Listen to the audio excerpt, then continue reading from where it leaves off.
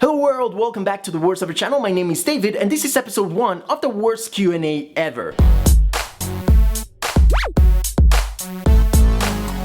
I decided to do this in celebration of reaching that huge milestone of 10,000 subscribers, but I've been thinking that maybe this is something we could do every 10,000 subscribers. Let me know in the comment section below what you think about that. But anyway, let's get right to it. Because Shaylee Jurgens asks, by the way, you should know I'm horrible at reading names. What is your favorite color? I know, very simple question, but I just wanted to know, LOLs. And absolutely, don't worry about it. This is the first episode of the Worst Q&A Ever, so of course it makes sense to cover the basic questions here. So in this Q&A reboot, I will of course be answering questions even if I answered them in the greatest ever Q&A before. And as far as what my favorite color is, well, I don't feel I have one. But when I was a kid, my favorite color was actually purple, and of course, Donatello was my favorite Ninja Turtle. But I think when I entered adolescence, it changed more to a blue color. And at the moment I think maybe I still lean a little bit towards blue, but I don't know if I have one favorite color. I just like colors and combination of colors. Colors are good. So much for a simple question. But we move on. Julie Warling asks, what is your favorite food? And my favorite food, I have to say, is pizza. There's terrible pizza and there's great pizza, but even terrible pizza, it's great pizza. So you can never go wrong with pizza. Thumbs up if you agree. Now, STFU, Piggy's Play MC, and NHL 15 Productions ask, what part of Mexico are you from? Raven Viral also asks, where are you right now? I was born in Monterrey, Nuevo León, Mexico, and I still live here. Davey Matos asks, do you have another channel in Spanish? I would like to hear you speak Spanish. Saludos desde República Dominicana y felicidades por los 10,000. Muchas gracias, and there you go. As far as the Spanish channel, I did have way back in the day a Spanish channel to which I think I only uploaded like 2 videos. I don't think they're alive anymore. If they are,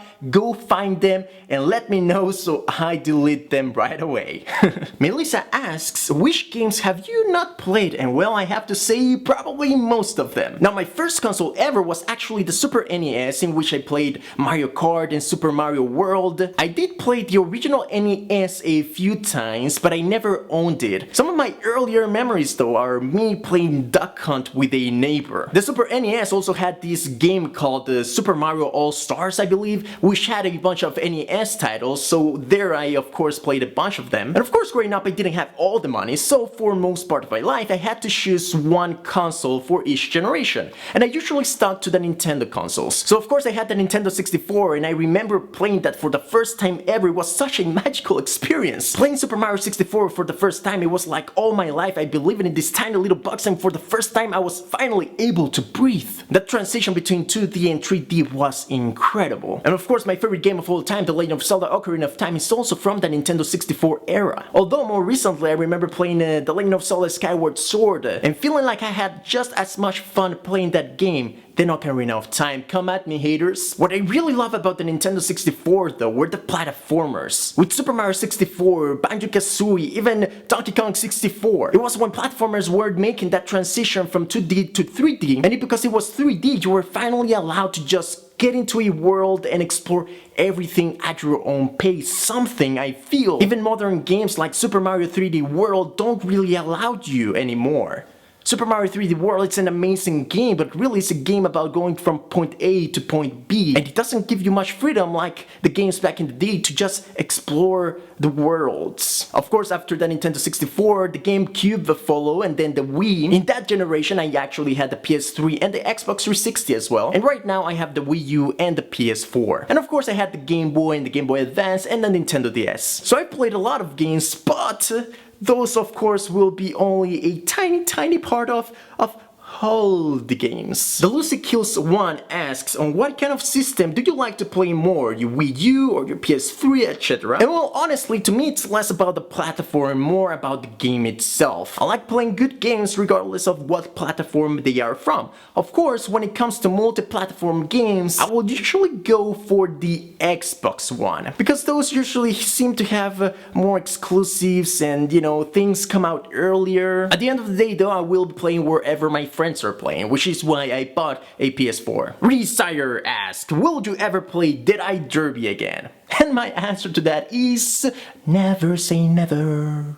And finally, CurbCom asks, what made you decide that you wanted to stop doing news and start doing gaming? Along the same lines, Joe Satmos asks, so are you totally done with the greatest ever? And I think this is the perfect opportunity for me to answer this frequently asked question, why I stopped the greatest ever and why I started the worst ever. And to be honest, when I started the worst ever, I was actually thinking of maybe doing both at the same time. Maybe one month I would do the greatest ever and the other month I would do the worst ever. But I quickly realized, like in the first month, that if I really wanted to make the worst ever work, I would need to dedicate my full time to it. Now, why did I want to do the worst ever in the first place? And I think it all started back when I was living in LA. I think when I was living in LA, I was able to make the best quality, the greatest ever videos I ever did. Of course, when I was in LA, I had an editor, Edwin, who would help me out with the videos. And I think not having to worry about editing took this huge weight off my shoulders and allowed me to really focus on what I was saying and how I was saying it. Which of course resulted in probably the best videos I ever did. And I still, to this day, will go back to the greatest ever channel and watch a bunch of videos we did. And I'll laugh so hard at my own videos. They were so good. I loved them.